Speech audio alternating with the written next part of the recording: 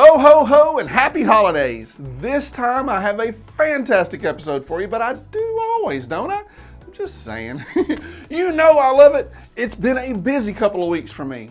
We've been doing a lot of stories as usual, and we're working on planning for the 2018 season of I Know Jax. Plus, I'm making plans for the 300th episode party. Now, I will be able to tell you all the details about that after the holidays, but I can tell you the date. We're going to have our 300th episode party on February 10th. That's a Saturday. So make sure to mark your calendar because it's going to be epic. Here at I Know Jax, we work hard at supporting small local businesses, and these days, it's not easy for small businesses to compete. Small business owners usually don't have a big marketing budget or the same resources as a big national chain does. You can help by buying products from local businesses. We're going to start today by talking to one such local business, Be Friends Farms.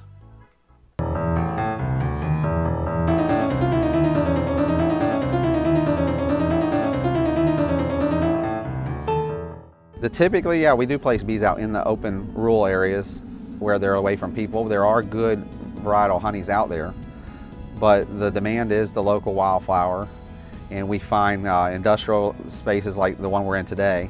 This is in the heart of Springfield, but in the industrial area, and we're behind a warehouse right now.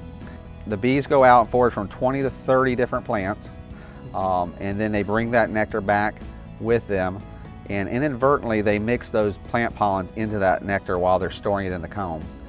The thought is that it helps alleviate allergies or build up immunities to those allergies they might have. Things have changed in 30 years. 30 years ago, we could put bees in the backyard and they would just be fine for year after year, but today, we're only getting anywhere from as little as 6 months to 18 months out of a healthy hive before we have to take intervention to reestablish it. What are the things that would affect the health of a hive? So as the bees are going through the year, the varroa mites will transmit the viruses into the bees. The bees' immunity is weakened, their lifespan is shortened significantly. What compounds the problem is the bees that are foraging in any environment, whether it's urban or agricultural, they'll be exposed to those toxins in those environments. And they will haul those toxins back into the hive where it's absorbed into the wax. Mm-hmm. And over a short period of time, that becomes systemic to the bees and they just perish. What can we as consumers do to help you beekeepers? So, besides buy your product. Yeah, besides that, it's just follow the instructions on any kind of insecticides or pesticides you might be using. Apply them correctly. Best if they're applied at night after the sun is setting because the bees are home for the night and they're not going to be out foraging. And those toxins have time to dry through the night so they're not as active or less likely the bees will accumulate them by morning. Don't ever spray blooming plants. Your bees travel quite a bit. Talk to me a little bit about that. Okay, so they do. They mostly are staged here in Jacksonville through the winter months. As we start to get into the spring months, we start to spread them out. And they'll start off in South Florida in the orange groves. We'll produce orange blossom honey through the month of March. Bring them back up to Jacksonville and stage them for the local wildflowers. The gallberries and the saw palmettos fall in that order.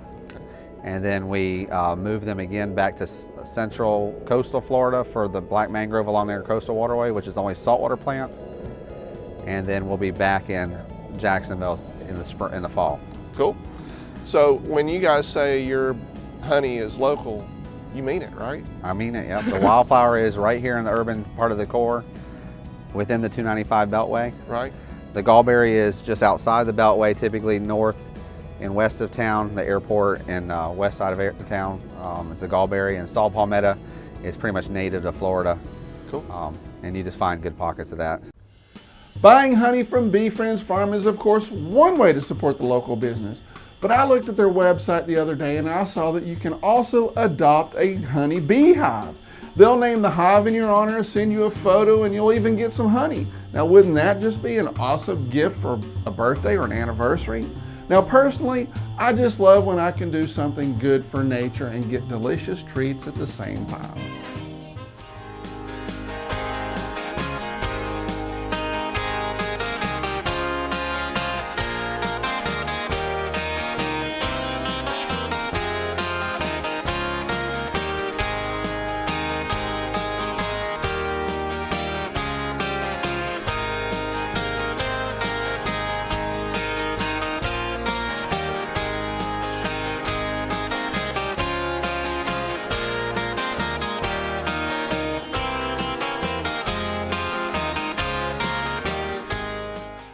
This time of year, many of my friends are having parties. Notice I said many of my friends because I'm not.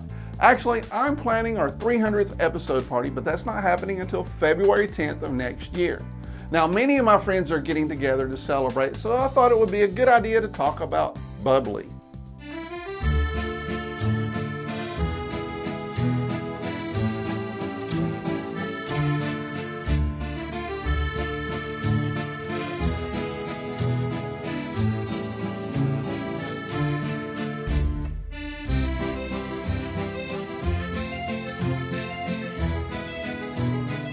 Today I'm with Chris Chislett, the wine guy, and we're going to talk more about, well, bubbly. Bubbly.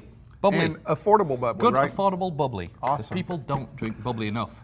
And, everybody says that it's sort of a celebration wine. Let's pop a, but, Yeah. And it's year round. I mean, normally everybody thinks Well, about and New Year's. we got the chocolate here and Valentine's. everything, and it's Dude, it's great for pairing, but what doesn't go well with chocolate chocolate. popcorn and, exactly. and And chocolate chocolate-covered strawberries? Yeah, I agree. Absolutely. Yeah. Truthfully, though, honestly, it's people, like you were saying, people don't touch sparkling wines enough. Yeah. And honestly, they can be like one of the most food-friendly pairing wines. Right. Like they can pair with things that normally typical, wouldn't. like curries and Thai Yeah. food and those kind of things that you normally wouldn't touch with Cool. with wine too much. So So what do we have here today? so 3 different sparkling wines. Okay. Start with the first one. This is the Albrecht. This is a 100% Pinot Blanc. Okay. So Pinot Blanc is the name of the grape. Grape. It's kind of similar to Chardonnay. And where is it from exactly? It's from the Alsace France. region of France. Okay, So it's cool. and Alsace, it's like World War I, World War II. It's kind of moved between. It sounds like a German name. That's why I was it's asking. moved between like France and Germany, France and Yeah. Germany a couple of times. So they're, Okay. they do have kind of German-sounding Yeah. names. So Albrecht, Cremant. Cremant is the essentially just means sparkling wine made outside of the Champagne region, but in the Champagne style. That's pretty nice. So it's not a million miles away from true Champagne. $20 a bottle. You still get that kind of typical apple pear. Yeah. It is brut, so it's a little Yeah, bit a little drier dry. in style, but I Like I wouldn't say say, it's the tingle on the tongue. that, You gotta the have tingle that. on the You tongue. gotta love that, you know, man. It's absolutely. Can you say? I can say I just have to cut it just out. have to bleep it out. We're just making more work for you by dropping into the. Yeah. Okay, well done. On to the next one. How's about that? Absolutely. buddy? We're very subdued today, anyway. Is that what's with the no colours? I'm Lack of toning it colours? down. Okay. We're going classy. We are. We're classing it up. No. No. So this one is also from the same region, right? Same region, same grape, Pinot Blanc. Okay. Same price, $20. This Okay, is sweet. the Helfrich. This is a Another German-sounding wine Cremant that's d'Alsace. from France. Okay. Yep, Cremant d'Alsace. So And Cremant is this the made in same grape as well? Yeah, so Pinot Blanc, Cremant d'Alsace, just sparkling wine made in the Alsace region. Kind of similar, a little bit more, you get a little bit more yeast toast. Yeah, I probably should tell the people at home that we didn't even actually try these before. No, this is all blind. Yeah, well, this not is blind, actually, but it's. Well, you can tell by the amount in the bottle. Yeah, exactly. We, yeah, he wouldn't let me taste them before we went. I don't want him to cheat. He has to come up with this on the fly. You're the I know. expert, right? Yeah. No, this is good stuff. Yeah, It's still. amazing how different they are from each other, Yeah. even though they're the same. It is, a similar kind of style. You'll notice when we move on to the next one, the Prosecco is actually more sparkling. Cremant tends to be not as bubbly Right. as. Well, that you can see the bubbles. I even Yeah, noticed they're that still early. kind of going. These And, one. and Prosecco is Italian, right? Exactly. Okay. Exactly. Made from the essentially the Prosecco grape. Prosecco grape. Cool. But yeah, so the last one a little bit more affordable, about $14. Okay. On this one, so 20, And it's Italian, 14. so it can't be too bad. No, all true. Like Italian wine? I love, Yeah. yeah, I like the Italian wine. So you can smell on the nose, you get that peach. Maybe it's just apricot because I'm kinda- familiar with it. Is that right? Yeah, maybe. You're like a good straw basket Chianti when you're at the Olive Garden. That's what it was. Yeah? Exactly. Until it burned down. Exactly. Yeah. Again. Yeah. Oh, I like that.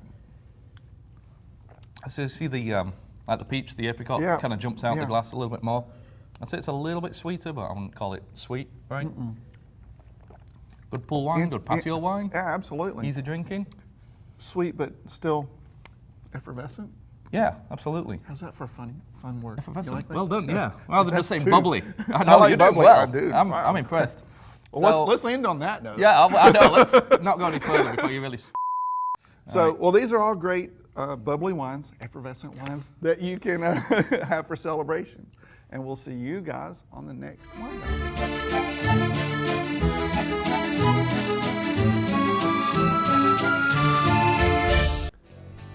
Now, I'm one of those really manly men who love bubbly wines and also tropical drinks with lots of fruit and umbrellas. I even like fruity beer. Just as long as my drink doesn't include cucumbers or coconut, because I can't just do that. So far we've talked about honey and wine. How about some cheese with that?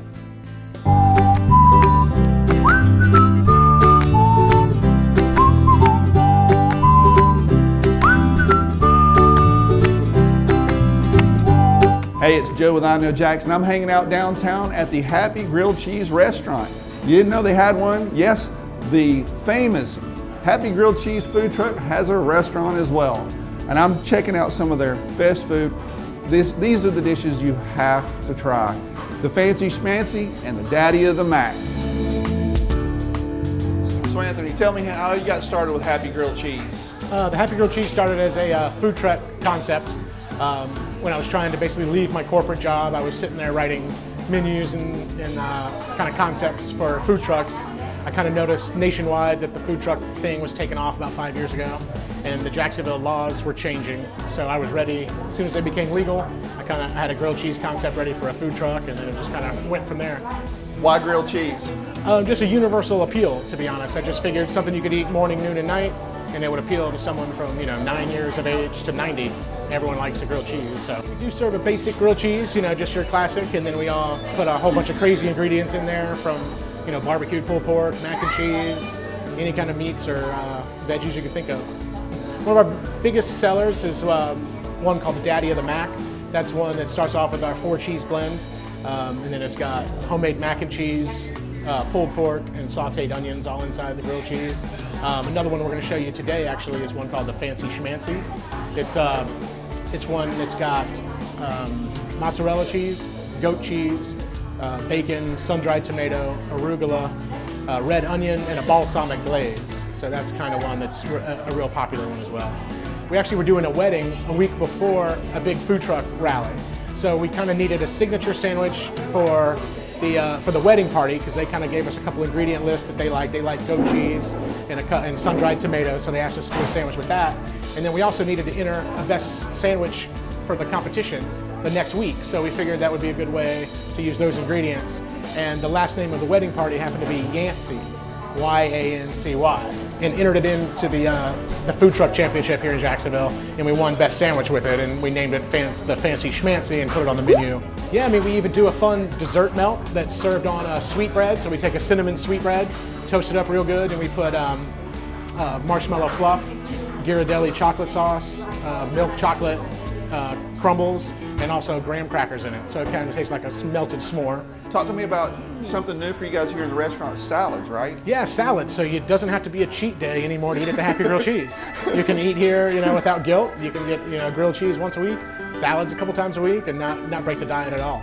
From here, I'd like to add, another food truck to the mix, just because that's obviously our customers on the food truck side of things in Jacksonville are great. They support the trucks. I want the next one to be more in a residential spot with full service. Seating, got a waitress and an accompanying cocktail menu with maybe some live entertainment. So I think that's my next step, go more residential, away from downtown, residential spot, and make it a party, a big grilled cheese party.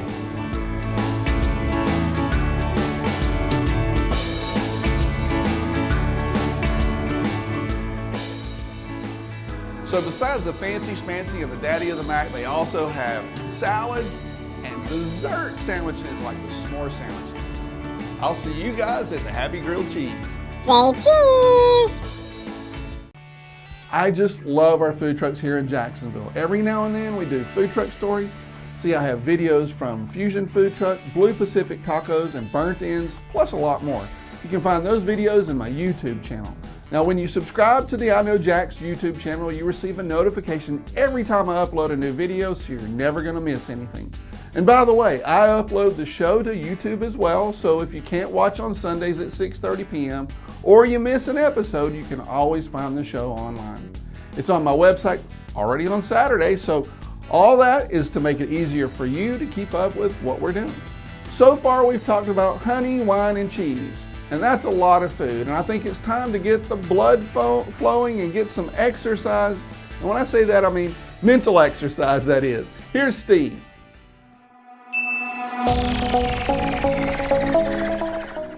Hey, this is Steve with Trivia Nation. It's time to get your think on. Today we're asking, who performs the theme song to South Park? Again, who performs the theme song to the show South Park? Here at I Know Jax, we do our best to support local businesses in the community. Visit our website to find out how we can help promote your business on iknowjax.com. Call Joe directly at 904-345-0755 or visit iknowjax.com/advertising. Hey, before the break, we asked you, who performs the theme song to the show South Park? Nice work if you knew that that was Primus. Please join us at any of our 50 locations in Northeast Florida. Just go to trivianation.com for more details. I love South Park. Now, I used to watch it all the time and still didn't know the answer to that question, even though it wasn't a sports question this time.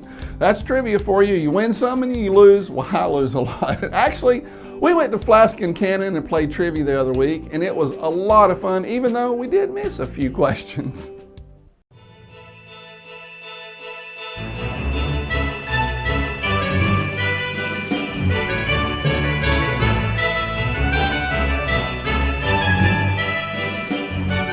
Merry Christmas and Happy New Year from the Fish Company. Merry Christmas and Happy New Year from the Atlantic Fish Brewing Company. Goodbye. Merry Christmas and Happy New Year from Eco Relics. Happy Holidays from Buddha's High Bistro. Ho, ho, ho!